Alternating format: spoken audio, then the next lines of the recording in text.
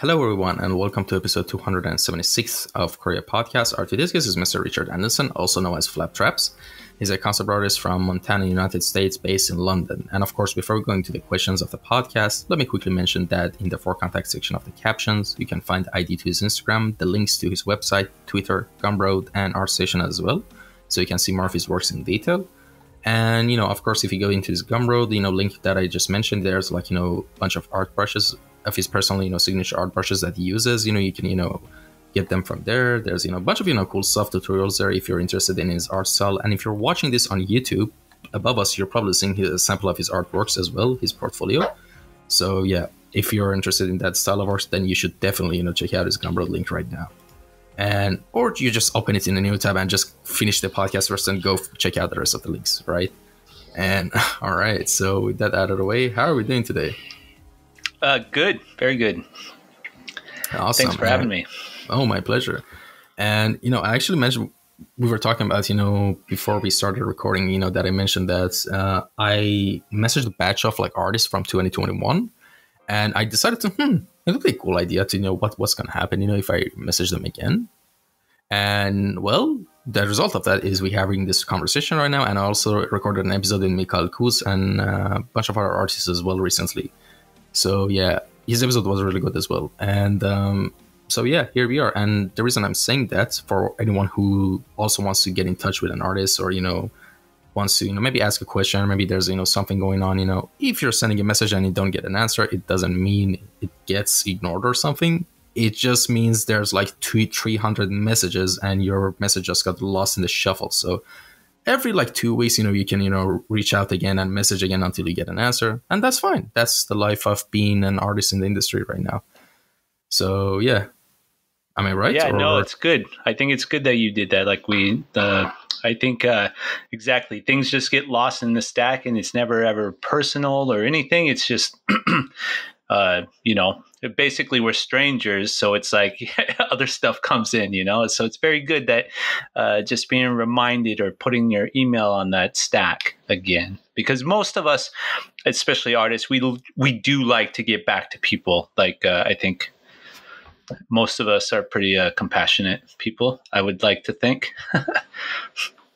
Oh, yeah, definitely. And well, I think we can start off this conversation with the signature question of the podcast where I start off each episode with, which is, give us a little introduction on how we got into the world of visual arts and design. Basically, tell us your origin story of, what led you to choose art as a path in your life right now. Yeah, it was pretty simple for me. It was something that I was very just people used to call it. Okay, let me start. It was just something that came very natural to me. It was natural as in the sense of if I was sitting many kids or something, it's just something I wanted to do. I liked making stuff. I never put it as in you're an artist, but I just was if there was some stuff. I grew up in the country, but I always liked making stuff. So it's not just drawing with crayons, or it wasn't this. It was just there's some cardboard boxes or empty macaroni and cheese boxes that you would just start to turn into stuff. I think I was pretty prone to being pretty visual, mentally, maybe. I started to realize that I think maybe I was a little bit better than the other kids. And it was a strength that I was pretty bad at a lot of other stuff, that it was very natural for me to move into that direction. And then also having the reinforcement of people around me, like adults telling me that, oh yeah, you're really good at this. Even though I couldn't tell if I was good at it, I just knew that I really liked it. And then people would say, oh, you're so talented. Later in life, I realized I don't know if it's talent. I think it's more called passion. It's just something that you're yeah, I have to do this. Even if I'm not being paid, I would still do it. So in high school was really tough, just tough in the sense of academically, I'm not very good, but I just knew I loved comic books. I loved looking at entertainment art in general. I just loved cartoons and stuff like that. And I just was really, quote unquote, drawn to it. And I had a really good art teacher that she just kind of directed me. She said, you should try to go to this school. They don't require back then. in America, you have to have a certain we call them ACT and SAT scores. They're basically these final tests you take as a senior to whether you can get into a higher education program. And some of these schools didn't require that, which is very good because my test scores were so so low that I could get into the Army probably, and that was like it. But then, she's like, you can try to get into this school. And then that's what I did. I had some help from some neighbors to like help pay for school and stuff. And and that's kind of where I met like other really awesome artists like that I worked with, and just kind of learned from a bunch of different people. It's kind of a whirlwind for me, I guess. From the stress of going into military to finally, getting your chance to become an artist, that must be rough, right? Well, like from where I'm from, it's like you really do only have like half of my class. I came from a very small school, but there's 27 kids in my class, and half of them went into the military. That's usually what it's like in that like part of the country where I'm from. So if you don't have money for college, and you only have one other option, and it's like you can go into agricultural stuff or you go into the military. It's like it's a pretty simple decision. So like I don't know. I took the risk. I took out a bunch of loans and just kind of was like, "Yep, this is what I want to do. Let's take a shot." All right, and I think we're getting to the next chapter of the story, which is after that. What led you to, eventually discover and find, and realize that, all right, I want to become a concept artist. Like out of all these positions that are out there, in the industry, but I'm sure the positions have evolved a lot since back then that you started in the industry. But, even if considering, back then, what led you to actually choose concept art? What actually attracted you? What were your inspirations? Yeah, the cool thing, that's a really good question because it is true. Like in 2000, so when I left, I just knew I liked comics. And then the guidance counselor at the school that I was going to, she was like, "Oh, you're signing up for graphic design, but your portfolio," which was just crappy high school, like almost like it wasn't anime, it was just weird stuff. But like they were like, "Oh, you probably want to go into 3D animation." And I was like, "Okay, like I'll go into anything that basically keeps me away from what I might have to do if this doesn't work out." So, and then I started at school and I met a few people like, and these are big names now that some people know, like Keikai Kotaki and Levi Hopkins. And these people, they kind of introduced me to this whole new world of like video game stuff that like I knew video games, were being made, but I didn't know concept art was an actual position. I didn't know it was even like it's hard to explain like now because people are like, "Oh, that's totally there." But if early on in the industry, you're kind of and this is, the internet is very young as well, so we don't have all this like resources and like stuff like that. So that was introduced to me. Concept art was an actual like idea, or you can go into video games. So what I did is I knew I wasn't good enough at drawing and concept art in general, but I know I needed a job. So I actually, these guys like Levi and Keikai, they were like, "Let's just focus on being good, like figuring out like a little 3D portfolio. And then once we get into the industry, maybe we can develop to become a concept artist." Like my main goal wasn't even to be a concept artist. My main goal was just to get a job in the game industry. And then what happened once I got in, I was a 3D artist for about 5 years before I became a concept artist. And on the side, I was just practicing over, for exactly like from 2000, 2000 is when I left for school. And I think I became a concept artist in 2007, I would say. So I was working at ArenaNet from 2003, 2000. So it took about 4 years to become a concept artist. And hopefully that answers a bit of the question, but it was a bit of a journey that I don't think is like quite as normal anymore. Oh yeah. Right now, like most people usually, I mean, not most people actually. That's a lie. I think I'm wrong. But I think right now, because of how popular each position has gotten, like, people, it's easier to pinpoint exactly as a junior to know where you want to go. For me personally, it was a very hectic road. Personally, like I wouldn't even consider myself right now a junior, by the way, because I'm still developing my portfolio as a junior. So yeah, for me, it was a long road as well. It was graphic design. Then after graphic design, it was all right. I like concept art. It was environment concept art, and then after that, it was all right. I guess I should learn Blender for it. Then I fell in love with 3D.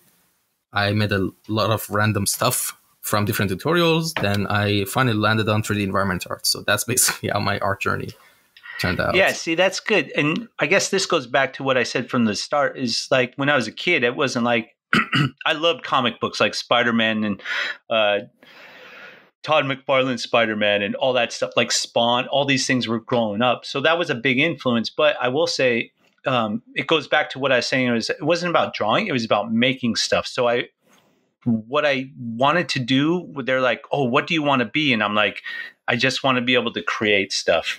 Whether is that graphic design, is that animation, is that 3D models, is that, video games? Like, yeah, it was a little bit of a wide net that I just wasn't totally focused. Um, the smart thing I did learn though is that I got advice very early on from a teacher that they gave me just advice saying that you learn how to draw good, you'll be good at everything else. Like it is the core of being good at everything else. So I was like, okay, let me just focus on, I just went to life drawing a ton. I just practiced drawing a ton. And then everything else kind of comes easier that you want to learn. That's what I was told. And I kind of believe it because, yeah, I do adapt pretty quickly if I want to learn something. But yeah, so that was, I guess, a bit of my journey. It was a little bit. And how was, like, I'm actually curious about something.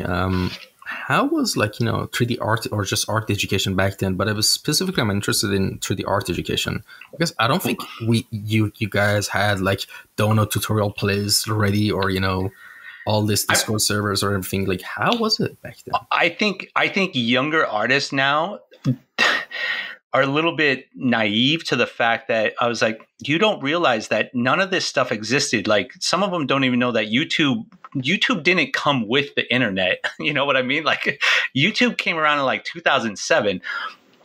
Like you finding a tutorial was so random. And you used to, like, I worked at a bookstore when I was in school in Seattle, Barnes and Noble.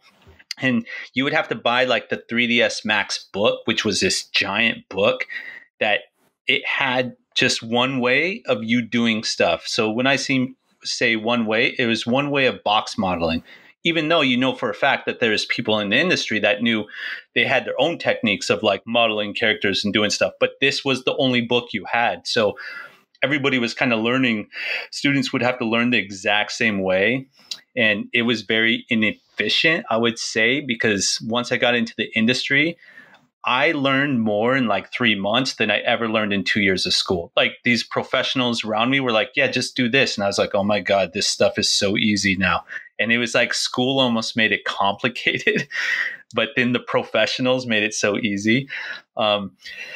Maybe, and I'll tell you the truth, maybe that's why the journey was pretty long. Like people are like, I think some people think that I was just like, oh, you just became a concept artist. I was like, no, it was a pretty long, like, first I was doing this and then I was doing this. And the reason why is the resources aren't really there. Like today, it's really awesome. Like you can just, like, especially with Blender and stuff, like it's so awesome to just Google like whatever you want. Like I run into stuff on jobs and I'll be like, hey, what's the fastest way to make a curvy staircase or something? And it's like, okay, in 15 minutes, I already know exactly what to do. Like, and it's, it's a huge difference for sure. We're comparing like, around early 2000s, if I'm not mistaken, with now, right? When it comes to education. Yeah. So I graduated high school in 2000, and then I started school at the Art Institute of Seattle in September 2000. So that's when, it was very early days. There was one concept art. It was the first time I saw it. there was one forum. There's two actually. Cgen was a forum, and also forums were new. So I was new to the internet, and I remember, which by the way, this is where Flaptraps comes from. I remember being like, so what's a forum? They're like, yeah, it's just where people just message. And I was like, my roommate was telling me, and I was like, none of this makes sense to me, but okay. And then, yeah, there's conceptart.org. And then there was Cgen, but it was just more of like a community of just you would see people just post stuff, but there was no like real resources. It was awesome though. It was very opening. Oh yeah, like the thing I wanted to point out is that that was early 2000s with right now how art education is and how tools work. But now let's compare like today with like just 2 years ago. And what I mean by that, like I recently for a university I was applying to, I had to make a game project with Unity, right? And I've never had experience with Unity, right? And I never coded with C Sharp. But what I did and had were YouTube channels that I could learn from. But that's not all. There's this thing called, I think we've all heard about, is called ChatGPT. Like I could tell it any component I needed for this game, and it just gave me with like 70-80% accuracy, and I could tinker with it until I get it right. But it's really like improved like my whole workflow a lot. Like even like I remember this environment artists who used ChatGPT to make like different add-ons for Unreal, which is kind of interesting. Yeah, you can do a lot of things now, like customize everything to the T. Yeah. Yeah. I mean, even with, I guess I haven't done it because actually that stuff's totally out of what I actually do or what I get, like what I'm really interested in. But yeah, I mean, it can code Python and stuff for Blender and everything. It's a different world. I'll just say that. Like, and I'm not gonna. I don't know. It's just, I guess. I don't know. It's just what it is. You know what I mean? Like, I was like, when people ask, like, how did you do this? I was like, it was just different, and you just develop differently. I think I will say this though. I do think not having so much access to every single thing and every single process and what every artist does help you develop your own kind of signature style, if that makes sense. Because we do see a lot of repetition now, which we probably even saw then. But sometimes I guess I just get questions sometimes. People are like, how did you like develop your style? And I'm like, I don't know, but I'm pretty sure it's part of it was just like constantly just like making mistakes and experimenting and not being influenced so much by what I saw every morning looking at Instagram, ArtStation, Twitter, because I didn't look at any of that stuff. I just was like, oh, I just look at these couple of guys and then I just practice and then it develops, That makes sense. Yeah, that's actually a great point because like another thing I was discussing with a friend the other day was we were discussing how the games like from 90s and 80s or even early 2000s, the hardware, the software, like everything like was way more primitive, like, compared to now. But some of the game design elements that they use or the game design concepts they use were ahead of their time. And, we were thinking, how could they come up with this? And it was just because when you have like a limitation when it comes to hardware, you have to get creative with, what you have, Yeah. I mean, and it's think about yeah. I mean, think about every game, like huge, especially the open world games in the last 10 years. Like, what's their core game that they're copying? It's all Zelda. Like, it's all just like you break stuff, you get a reward, you go here, there's a puzzle. Its combat is very versatile. And like, to me, and I know for a fact that like some of these things, their skeleton game is Zelda. And it's like, yeah, and you just think like, especially the N64 Zelda. I was like, yeah, I think that inspired a whole entire like, which by the way, I love open world games. It's my favorite.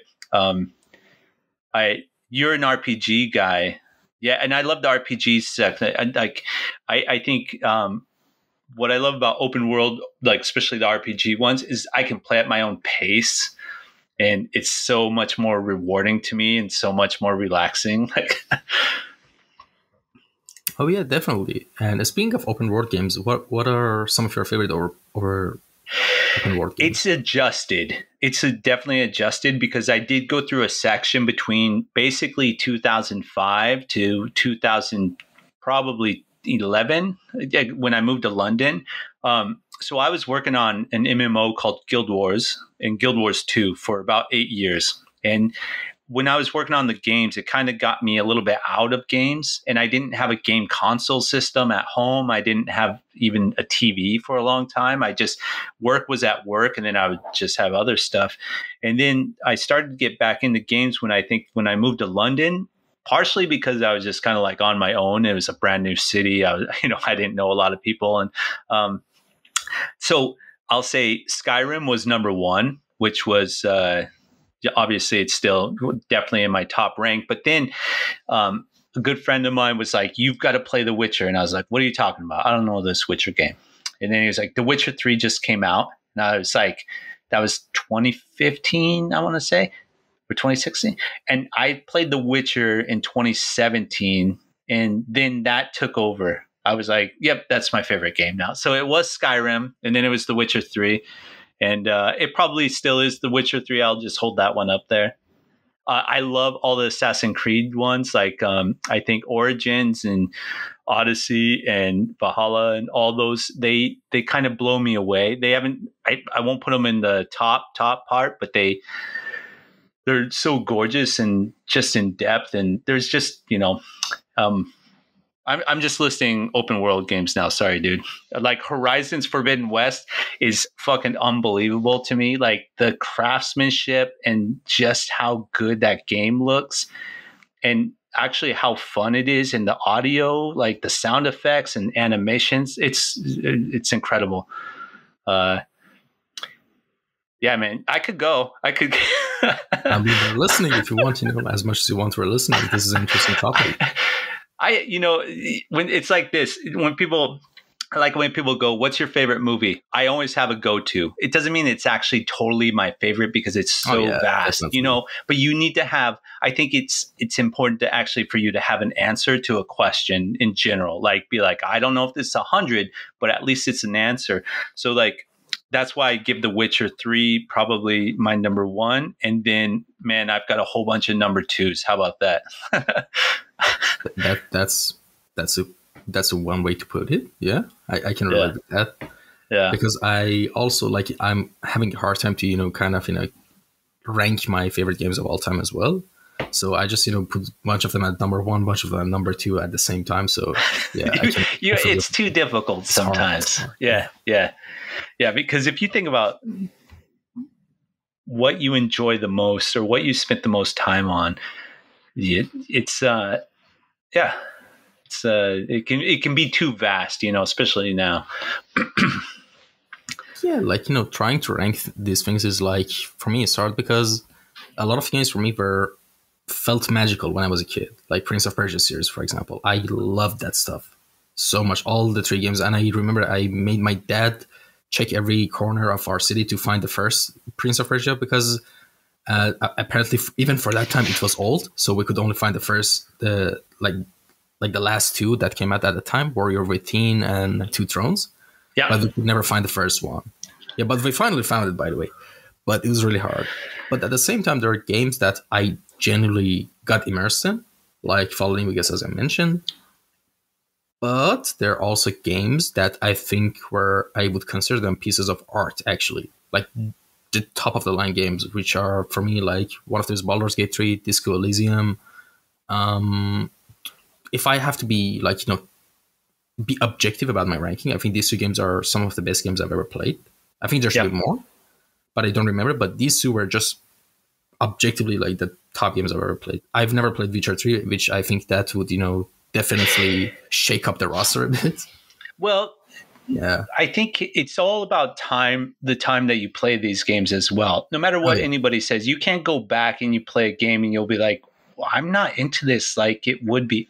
I'm not even into it like it was the first time. So basically a time and a place has a huge part to do with what you think is a good. This is why it's so subjective. And it really is just when people get angry, if you're like, this is, my favorite, like And they're like, that's silly, but then you're like, it's not silly, because I was going to say one of the biggest games that I ever played that blew me away was I was about 9 years, or was I? Yeah, 9 years old when I think Mario 3 came out, and there's only Nintendo, and Mario 3 was also like previewed in The Wizard, which is a movie about a video game competition. I don't know if you've ever heard of this. It's about, I think it came out in 1990, I want to say, or No, I don't think 1989. so. But like, you got to remember, like, this is what I'm saying. Subjectively, Mario 3 was just like graphically, like it looked gorgeous. Like, I'm looking at it from a 9-year-old or a 10-year-old, I think I was, and just playing it. And it's so funny when you go back to play, you're like, yeah, this is silly and it's so platformy and dumb. But at the time, I was like, I can't believe it. Like, you can almost fly with the raccoon tail and like all this stuff. Like, it's like blowing your brain, It's like, oh shit. And then, next thing that comes along is Mortal Kombat on the Sega, and it blows your mind that you're like, these are pictures of people and they're cutting their heads off. And, Star Fox on N64, actually 007 on N64 was a game changer, because you could play with your friend on a split screen. And, it's so, like I said, it's all time and place, what you think is actually the best. And, stuff will evolve. Oh, yeah, definitely. Like, I mean, if I, for example, I don't know, play, for example, I've never played Prince of Persia games, but I just decided to play it like, I don't know, like tomorrow. Of course, it's compared to all the reference points I have in my mind, I'm going to receive it differently. That's when I'm a kid without any reference point, but I see some cool art and actions for the time, and I think it's the coolest thing ever. As you mentioned with the Nintendo games that you just mentioned, yeah, that definitely plays a factor. Yeah, but at the same time, it's hard for me to say as well. Like, some games I think are like just timeless classics, like Skyrim, as you mentioned. I'm sure like Witcher 3 is one of them as well. I've never played it, but I've heard a lot of good things about it. Like games like Elden Ring. Like, yeah. Like as I said, Baldur's Gate 3, if you haven't played it, I highly recommend it. Like I did. I started it. I've started it. Interesting. I've started it a few times. I've got it on the PlayStation and I have it on my PC. So I bought it twice. And I was like, yeah, it's just time. And then it's a learning curve for me. And sometimes between my work and my family stuff, it's like very hard for me to go, oh, I want to learn how to play Demon's Souls. And I'm like, no, you don't. You're old and you do not have time to learn that game. Like, you kind of have to just know like your limit, where you're like, I'm not learning that. Like, oh yeah, I can definitely see what you mean. Like, but the good thing about Baldur's Gate is it can reward both players who are just playing it like as they see it. Like of course you can go like super min max everything and become like a really cool wizard or something, or min max every single thing and become, I don't know, a druid of the spores class, I think, which is like a OP class in druid, I think. But yeah, we can do all this stuff, but at the same time, or you can just pick a fighter and just do everything you want. Like, you can literally pick up some characters and throw them off the ledge that are boss fights. If you can roll a strength like properly, like you can do everything you think of kind of in the game. And that's what I like it. Like, everything is possible, and there are single unique dialogues for every single unique thing out there. So even right now, as you mentioned, of course, the learning curve is steep, of course, if you want to genuinely like experience everything in it. But at the same time, you can still roleplay as yourself, the person who really is not into magic or maybe min-maxing and just wants to blaze through and save the day. And you can still have that experience. And that's what's really fascinating about this game. Yeah, you're right. And I should actually just do it, because I did enjoy it. It was just one of those things that it came up that I was like, oh, I'm going to learn this. And then I was like, oh man, this is a little bit tougher.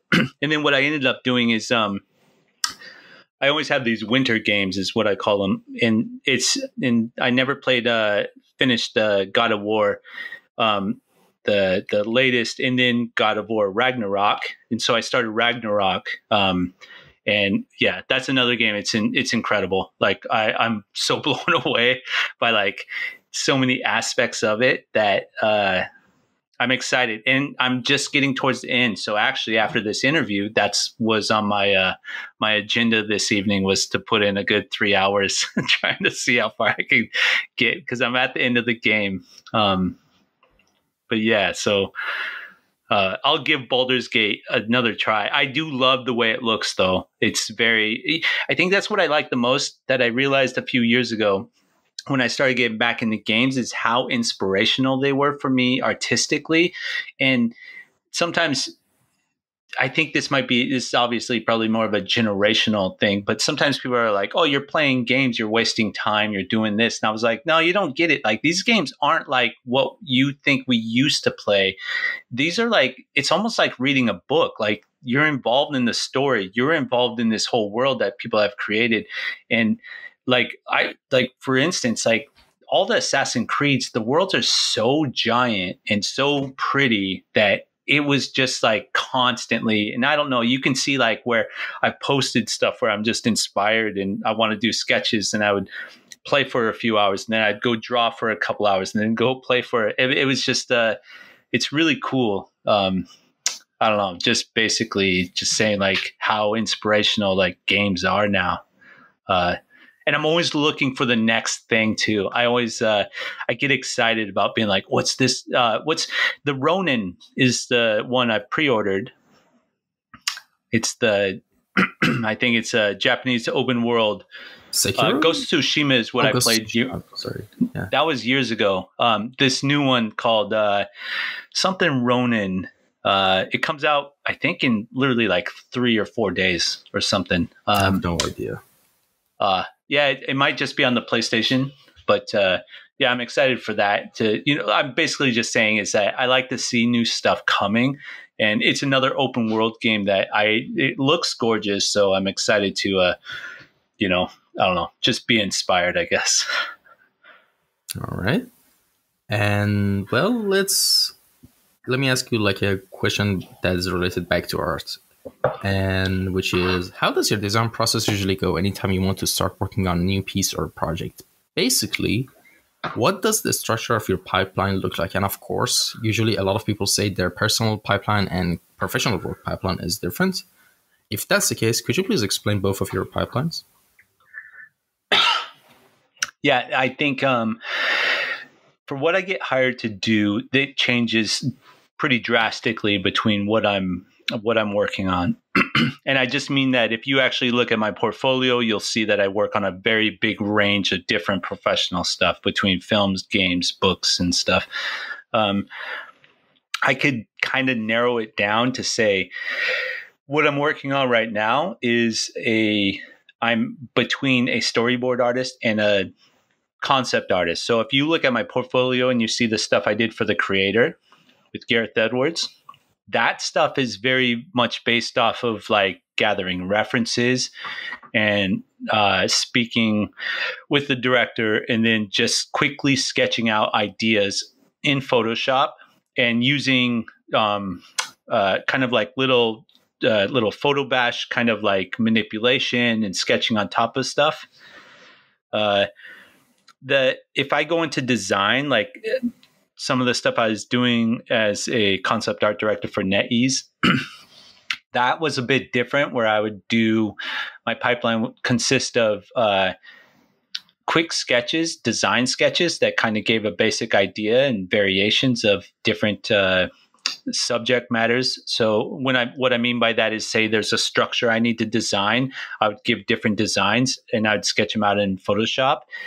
And then once we had discussed what we need to move forward, I'd go into Blender and I would model it out, and basically model it out, take it to a level, in the whatever render I want to use. And then I'd take it back into 2D. And that's where I would manipulate it with, just basically paint over, make it look good, blah, blah, blah. Those are probably my two most used techniques. Other stuff, illustration's a little bit different.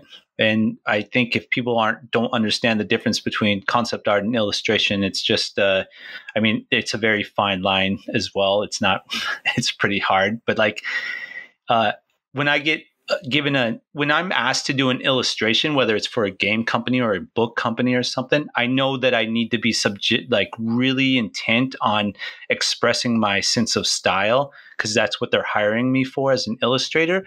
They don't want stuff to be like 3D real, or they don't need stuff to be super high fidelity. They want to hire me for what my illustration stuff looks like on my website. Basically, my voice that makes you stand apart from other artists, if that makes sense. Oh yeah, definitely. And speaking of like, works, I have a question right now for you. Um, in your opinion right now, from all the media that you've been consuming lately and recently in the past couple of years, whether it be games, movies, series, whatever, and also you being someone who's worked on a really major IPs right now from Marvel, from like different films and cinema, video games, and all that stuff, what are some of the most annoying things, patterns, and niches that you see keep happening consistently that's at to this point is like a pet peeve to you? Like, what are some things that if you were in charge, you would just remove when it came to design, writing, anything, or art?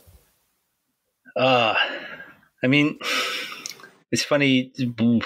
You can get irritated or find pet peeves over a lot of different stuff in like a project.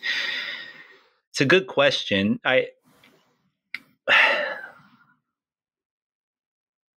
I don't know if I have an answer directly, because it's usually a lot of this stuff is so like complicated as far as like the structure and the pipeline and not my pipeline. I'm talking about the pipeline of like actually making, when like a movie's pipeline is just massive, the amount of people that are involved, and the same with games and stuff. But I will give you an answer, because it's annoying to not even get an answer.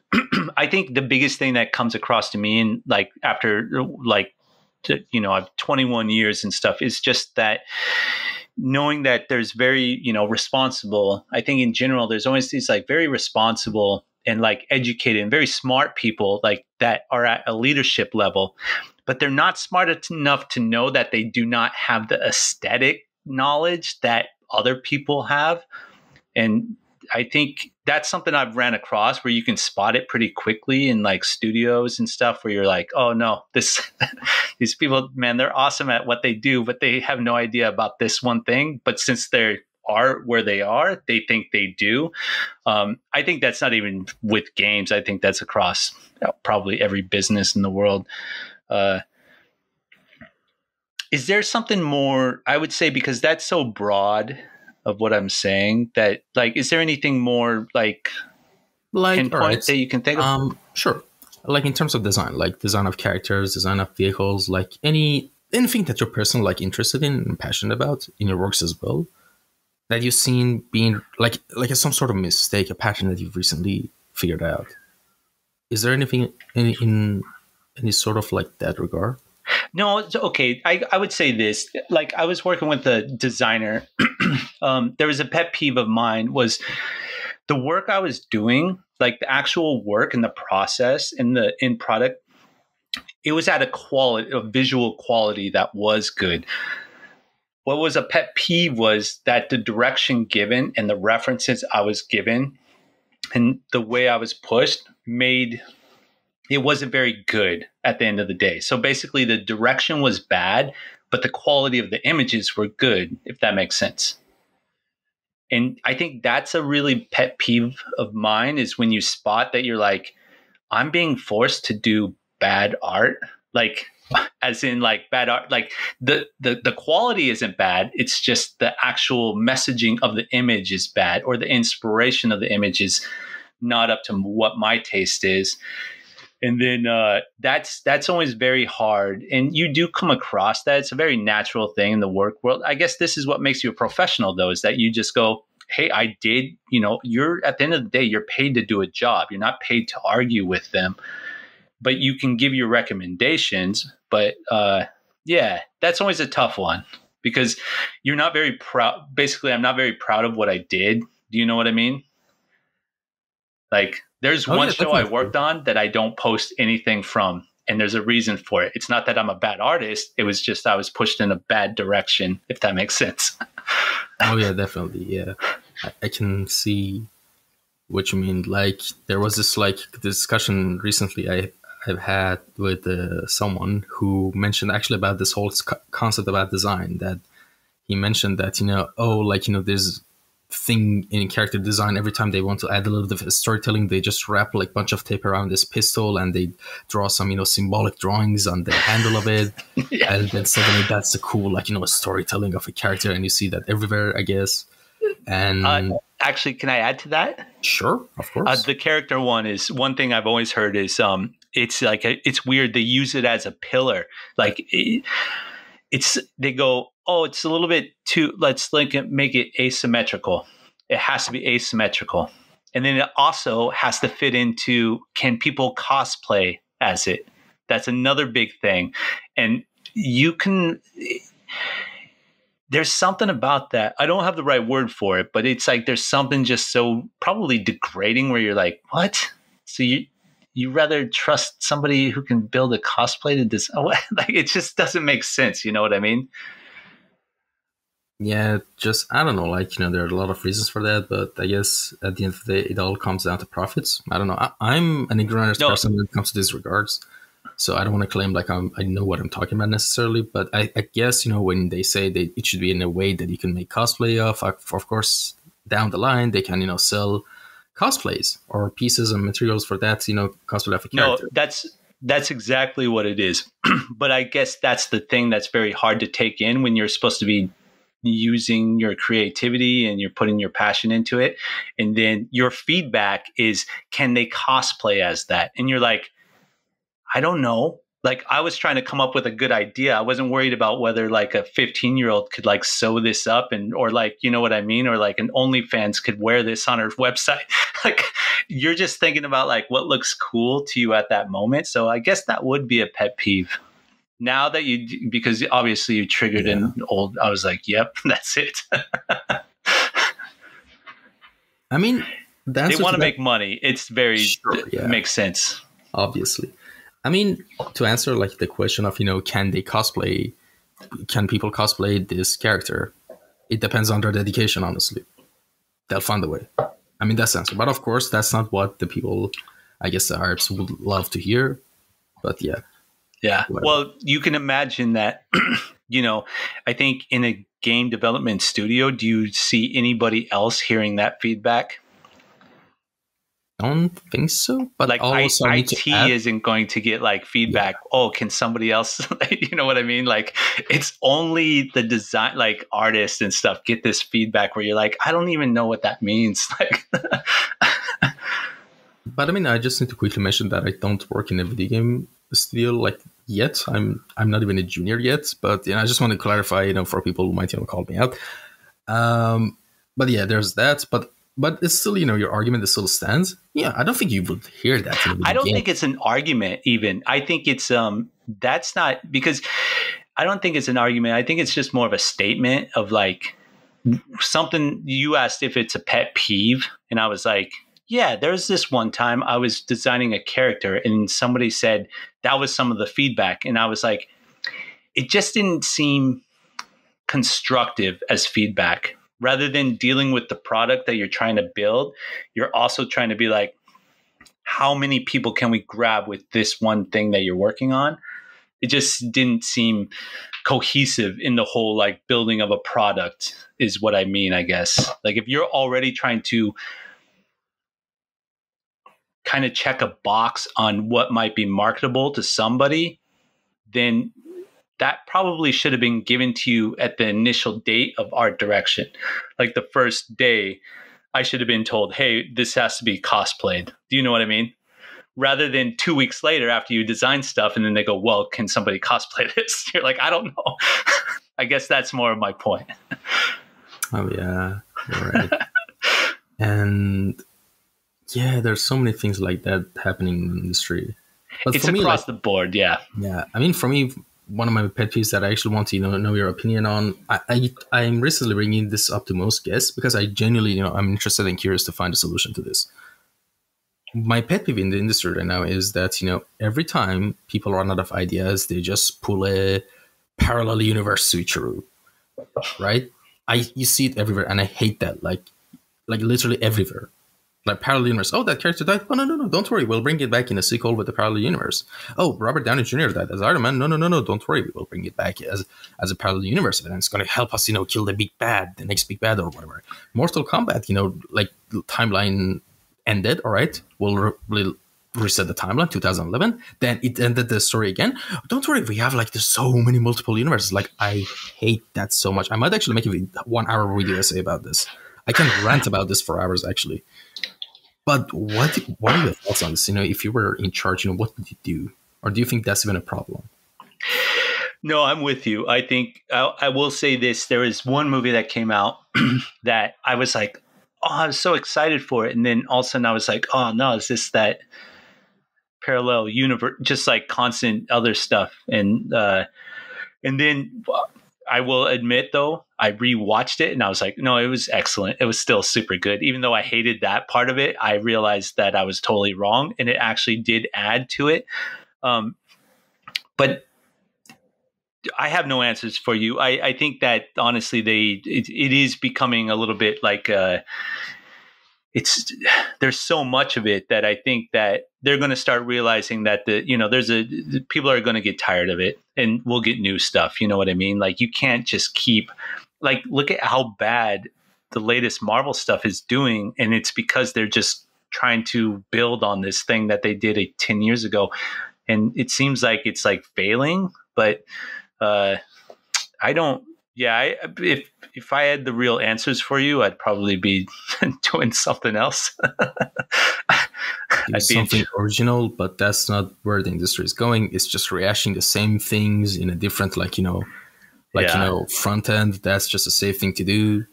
I mean, but that's what they've been. By the way, yeah, that's what they've been doing for 20 years for sure. Like, I mean, it's been going on for a long time. And this all comes back to that thing, though. I think it's just a money game. Like you have people they're not exactly artists, they're investors, and they want to see an investment. And somebody shows them the numbers that, hey, calculated risk on this might be your profits. And then they just go, yeah, okay, let's invest in that. And so they're just judging. They don't want to, they're not at a roulette table where they're going to be like, hey, can we make something that's like, like the equivalent of Big Trouble in Little China, like just some silly story. Like you understand, like somebody's like, yeah, I'm going to throw 150 million at that. Like, no way. I'd rather make,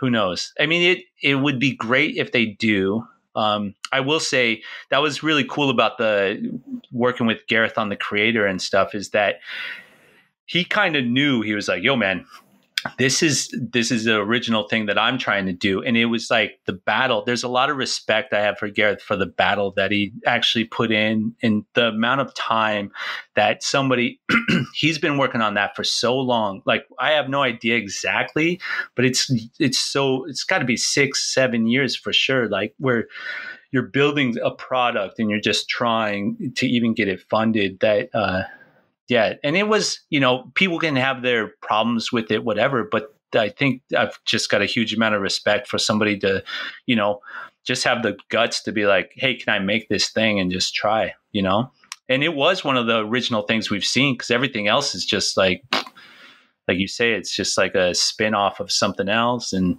how many Ghostbuster movies do we need? Since. Oh, yeah. The first one was basically a masterpiece and we don't need anything else.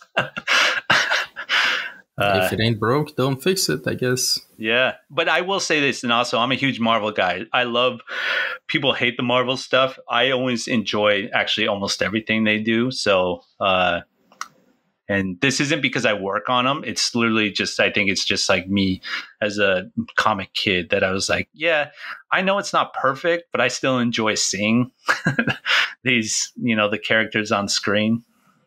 Oh, yeah, definitely.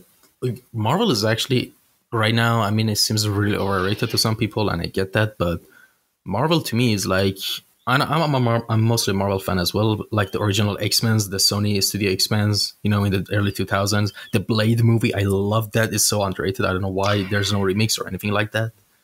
And, yeah, that's going to be good. Yeah. Isn't the new X-Men animation, isn't it out?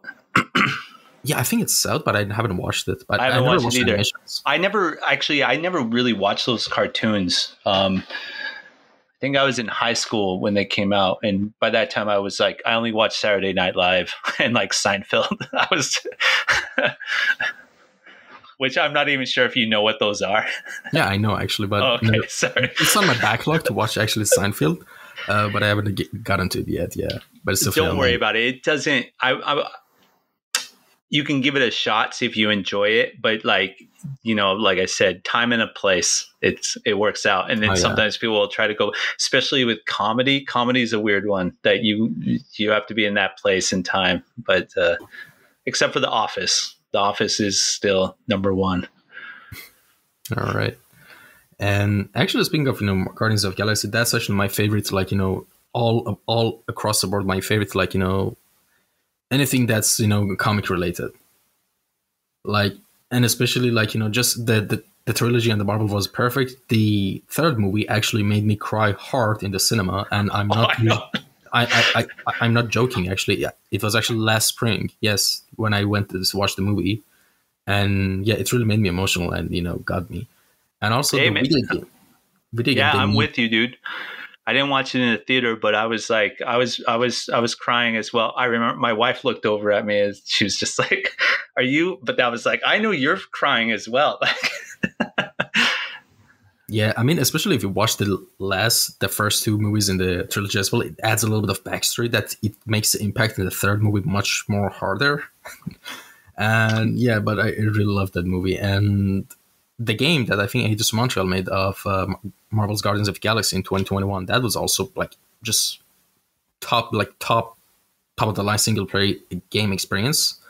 It's like 18 hours of story. It's like you're watching an amazing movie, but you're playing as a character. That's how I would describe it. Okay. Like the writing, everything is amazing. Just go try it if you haven't. Like honestly, Oh, okay. Yeah, I didn't buy it because I wasn't really sure. I was like, God, is this something I'm going to be into? But yeah, I'll give it a go. yeah. Their previous like installment they worked on, I think, was a Marvel game that bombed. So Hmm. that's why the next one, which is Guardians of the Galaxy, went under the radar, which is pretty underrated. But the game just, I don't know what else to say. Just go give it a try. I loved it. Cool. And all right, let's get back to I would say the. Guardians is one of my favorite films I've ever worked on as well. Oh, awesome! What are some of your favorite memories of working on that? It was, I think, so I'll be totally honest. Like when it came up, I was working at Frame Store, and when it came up, they're like, "Hey, do you know you're the comic guy? Do you know Guardians?" And I was like, "Oh yeah, I've seen it before, but I never tell you." I was always a very visual. I wouldn't really read too much. I would just draw the drawings from the comic books as a kid, but I recognized like the characters and stuff. But so that's just being totally honest. But once we got into the actual film development, it was my first time to actually go on set and work with the production designer. And what I was responsible for was like just taking his references that he would give me, and he would just literally just be like, come up with ideas, like just go like just really quick, sketchy ideas of like, random stuff. So I was responsible for basically Nowhere and the Collectors Museum. And it was just try stuff. And I wasn't really I didn't really use 3D very much at all. I used a little bit of it in the Collectors Museum one that actually got picked. And then they gave it to this other artist that's really awesome.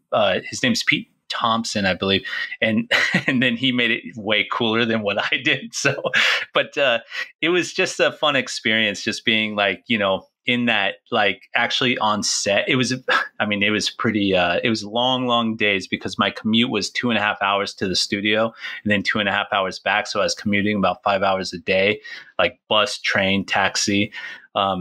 But then it was just really just kind of a cool, fun environment with other artists and stuff. And just, like he was like, come up with ideas. And you can see on my website, like, or on my art station, you can see how these are very speed painty, just like I'm just trying to find stuff that might catch or start a conversation for the production designer to take to everybody else to be like, hey, can we take this further? But yeah, and then also on top of that, it's one of the best Marvel movies ever made. So I was like, yeah, it was really really cool. Um, no interaction with James Gunn, uh, but I will say I was the funniest part about working on Guardians is that they were filming Thor 2 at the same time in the same lot. So I went to lunch one day, and it was kind of a surreal thing for me where I was like, oh, this is so funny. I went to lunch one day and I come out of the building, and it's Chris Hemsworth, Thor. He was like, he had like his Thor suit, like kind of like unzipped off and stuff. Like obviously he has clothes underneath, but he's like, all right, mate. I was like, yeah. And he's just massive. And then I walk to the cafeteria, and when I'm coming back, because all the actors' trailers are like right next to the door, and when I'm walking back, I'm just by myself and I don't even think about it. And then there's a group of people and I look over and it's Natalie Portman, and she's like eating a salad really quick with her hair like in this like bun knit thing because she's got to put on like a wig or I don't know. And like, I was like, all right, be cool, be cool. You're normal. This is a normal work day. So it's kind of fun. Oh yeah, and yeah, I could just imagine like how surreal it must have been for you, like seeing them in the movies all the time, and then boom. Yeah. Yeah, it was cool. I mean, it was just like one of those funny things because I was new to working on film as well. So now I'd be all like nonchalant. Yeah, awesome, man. And all right, now the next question is kind of like a nice segue to from the subject we just spoke about, which is in your experience of working in the industry for so long, what are some golden rules? Oh, that's such a cringe way to call it.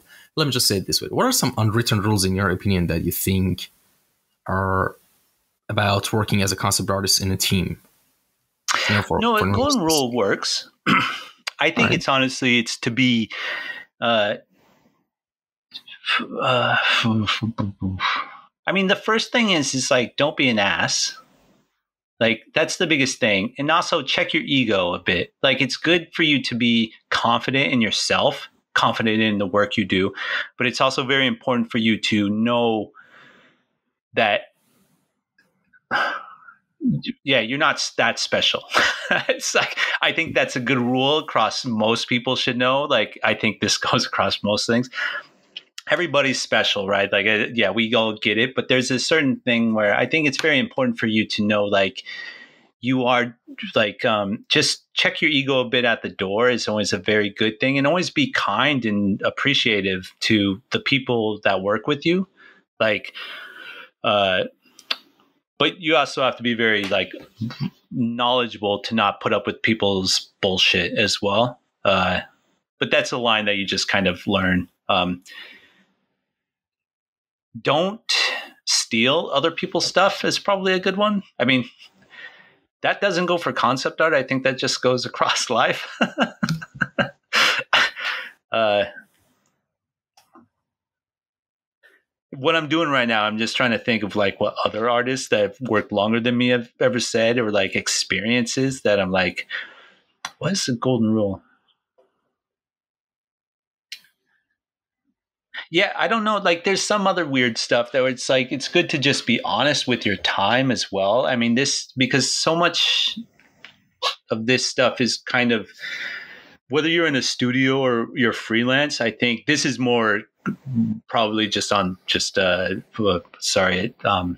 industry side is just being like don't try to tell somebody you can do work faster than you can. Just be pretty honest with them. Just be like, this will take me 3 days. You know what I mean? Like learning that's a good golden rule because then it helps you work with producers and knowing exactly like how to spread your time out. And it just makes just the production of stuff go easier when, producers can actually be like, oh, Richard takes this long on this stuff usually, so we can do this. I guess that's more on the business side of stuff. But yeah, on the personal stuff, it's like one thing that I've always come across when you get a bad reputation is if you end up being a bully or like you've got too much of an ego that kind of can follow you to places. So yeah, it's good to be like, know that you're awesome, but like, I love this, and hopefully he doesn't mind me saying this. No, no Like worries. Sparth is like one of the best dudes in the world. Like every time I meet him, I'm always like, "What? You like my stuff? It's so weird."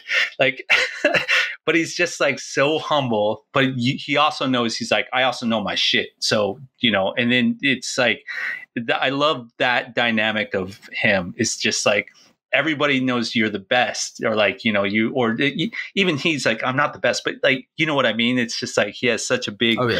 uh, influence on people that it's very cool to see how just like personable and like confident he is. He's like, yeah, I know my shit. I mean, Jama's the same fucking way though. Like, yeah, he's like everybody, like he's incredible, but then he's also just like, yeah, I want to help this dude out and stuff. So I don't know. Does that help?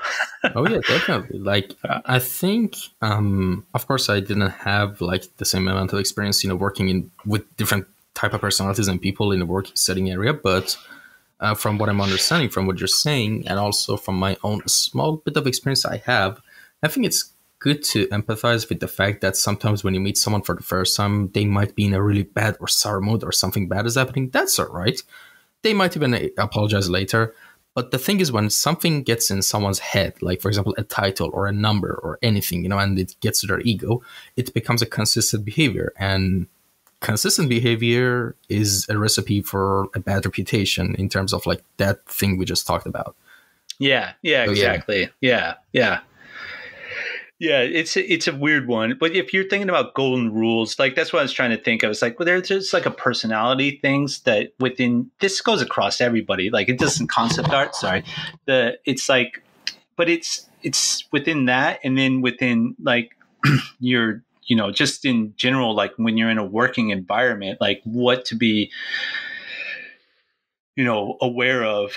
But sorry, I just kind of like lost my train of thought because I was just thinking that it's like, yeah, there's like there's a lot of egos in the industry, which is good for you to have a certain amount of ego, but then it's also exactly like you said, don't make it like where it becomes habitual or something, I guess is what you're saying. Like, but yeah. Sorry, it's kind of a complicated one where I was like, Yeah. now I'm overthinking. I'm like, what are the rules? This is an interesting discussion. Yeah. But no, I mean, at the same time, it's kind of simple as well. Like, don't like be too happy if you've gotten somewhere in life. By at the same time, all right, that sounds weird. But what I'm trying to say by that is, don't let it get to your head. Just it's simple. Like honestly, I don't want to keep Yeah. regurgitate the same thing that I'm saying, but that's basically it. There are actual Yeah. people like I've been in like the computer science fields for a while in my university. I used to study computer science, and I've seen like teachers, professors, even higher ups who suddenly get super egotistical. I've been in martial arts settings as well. It's the same thing. It's like I think a human thing, like a personality ego thing, that it's people subconsciously desperately try to attach themselves to an identity as soon as possible. And that identity could be like getting a job, getting the certain amount of followers, being able to have a same, like not same, like a type of amount of salary, or just achieving something, getting a medal, and that becomes their identity. And it becomes kind of cringe and kind of egotistical when that identity becomes their personality. I know this might sound a bit confusing to people, but identity and personality are kind of, intertwined, but at the same time, they're not the same, you know? Yeah. I mean, yeah, but then the number, yeah, you're with the following and the stuff. That's all so superficial to me. Not that you don't appreciate people following you. It's like, but if you took into followings and you put it to your self-worth where you're like, look at me, I've got this now.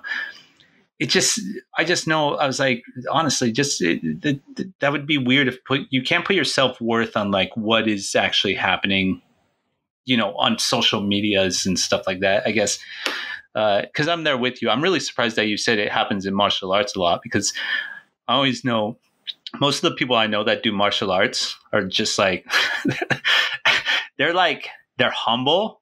They're confident as shit, which they should be, but they're also very humble. So I'm shocked that there's a little bit of that ego, like that would A come little through. bit. Trust me, you've been around good people, then you've been lucky and blessed. But yeah, there are some not so pleasant people in that Because I always area feel as like well. those guys always get beat up. Like even the best are like, nope, they meet somebody else who's even better. And it's like, hey, I don't know anything about fighting, so I'm not. I was like, yeah, there's no way. But it's the guys that I know that are actually been doing it for a long time. They've got confidence and they've got egos, but it's not a bad ego. It's like, no, no, no, I deserve to be where Competitive I'm at. ego. Yeah, it's like, oh, I deserve you. Like you're not going to bring me down, kind of thing.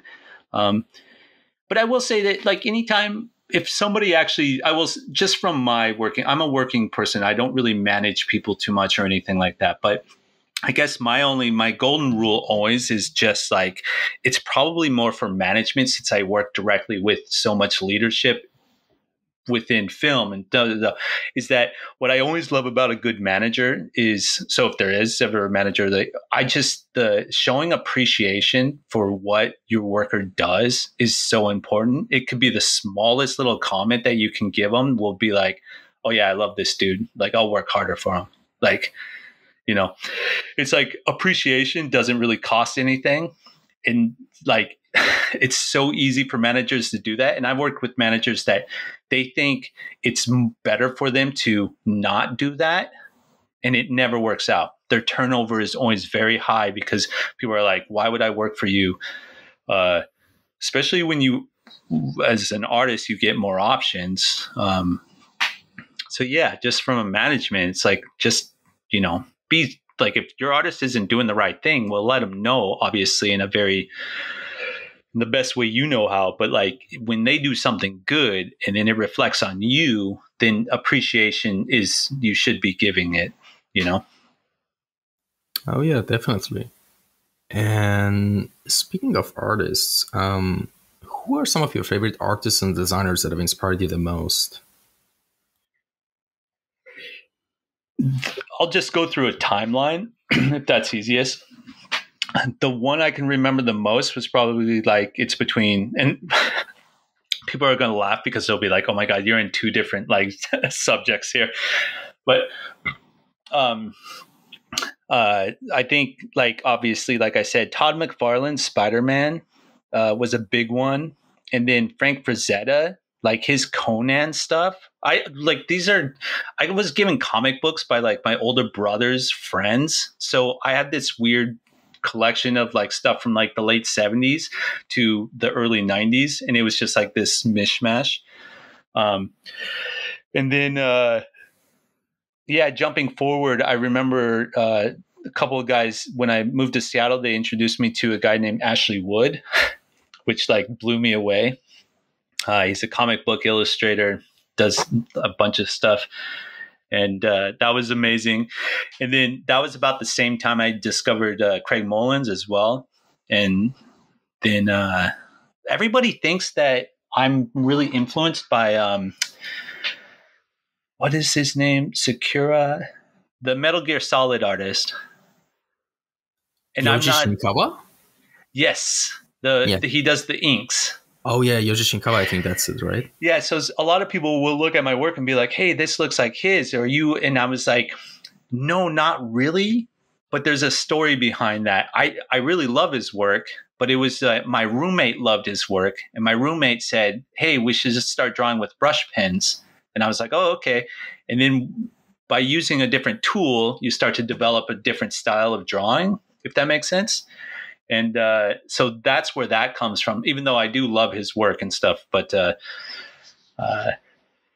then I think really influential artist for me as far as like developing was definitely like Daniel Dochu.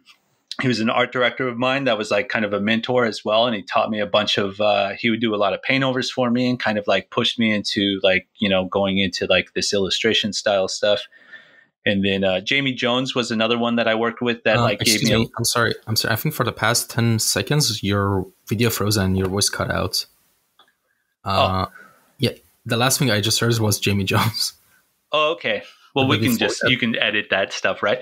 So yeah, Jamie Jones is another one that kind of gave me a lot of just instructions on how he works and kind of a process and stuff. And obviously being very influential as far as his artwork was, it's you always try to paint or be as good as him.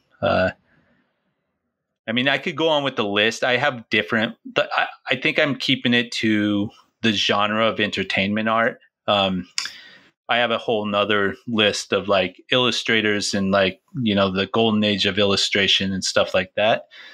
But yeah, it's like any artist thing. You can go on and on.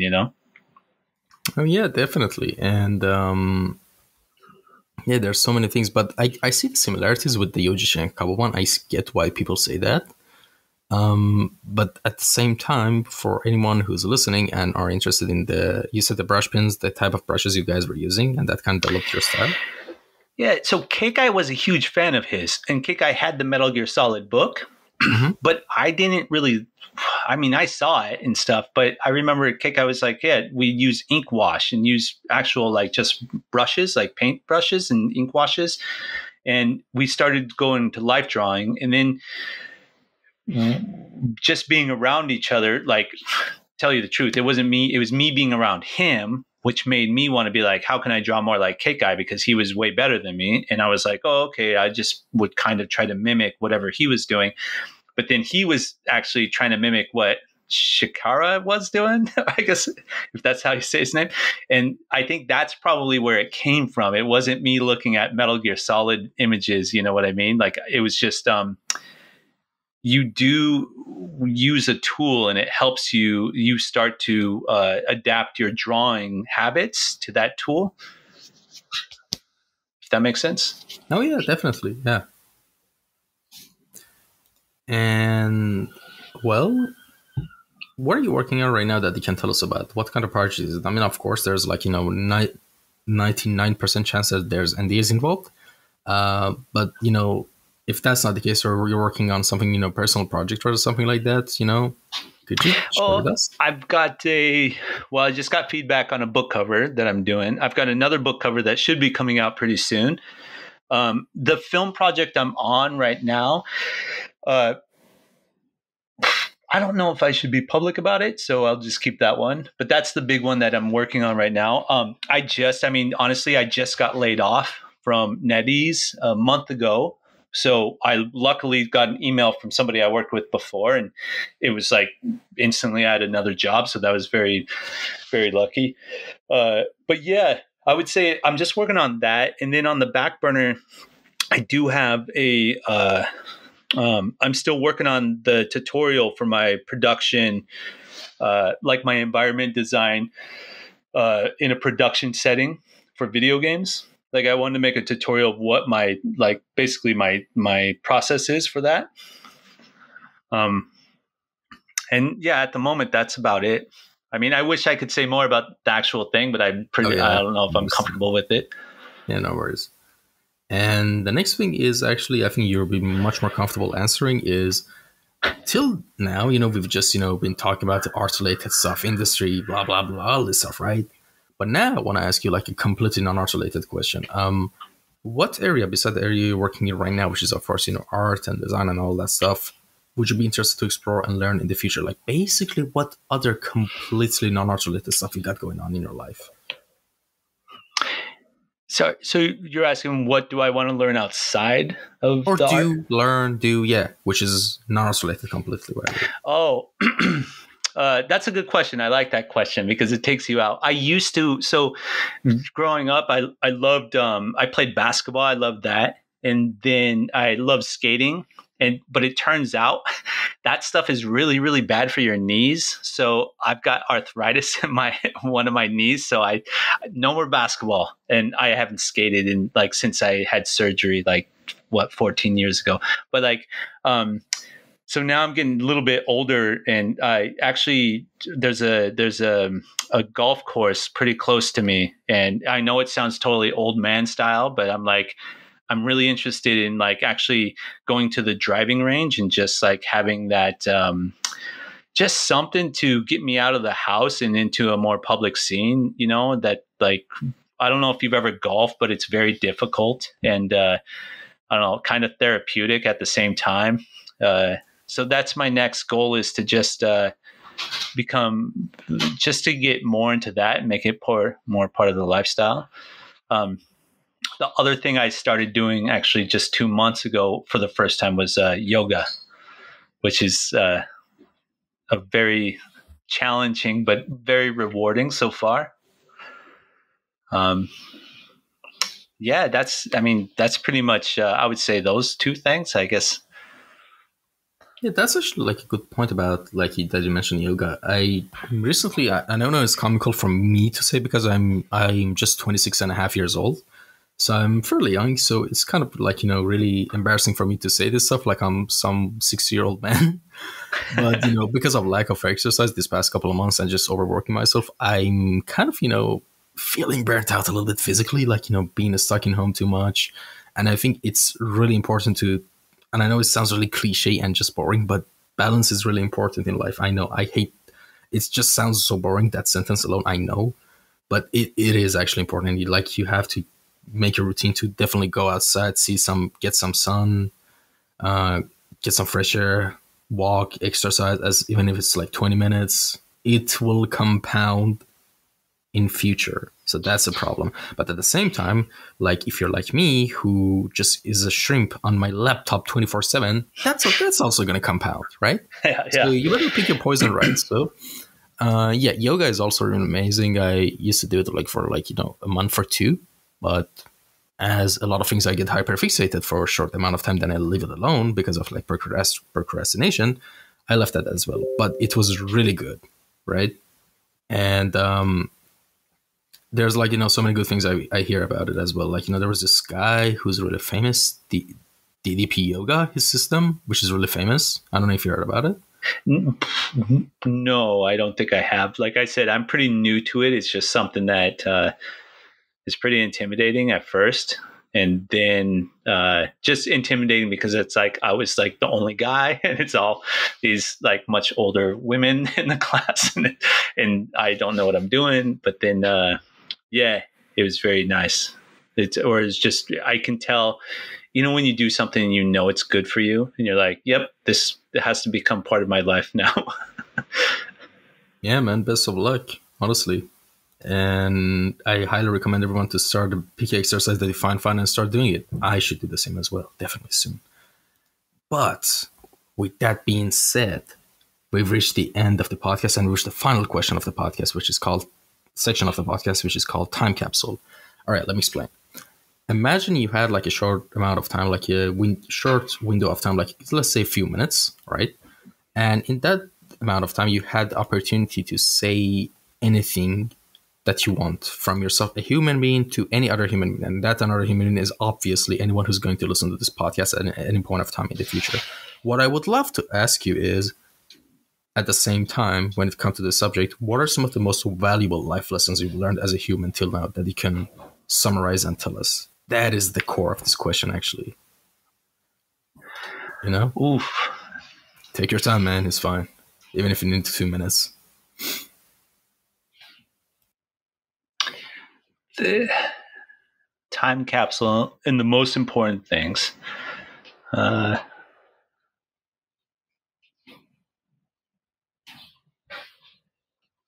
Like, yeah, I don't know. This might be silly because it's such a huge question that you're like, yeah, well, you're going to just try to bury it down. But I would say that, I don't know, like compassion is very useful your whole life. But then it's like a level of compassion to know, when it's too much.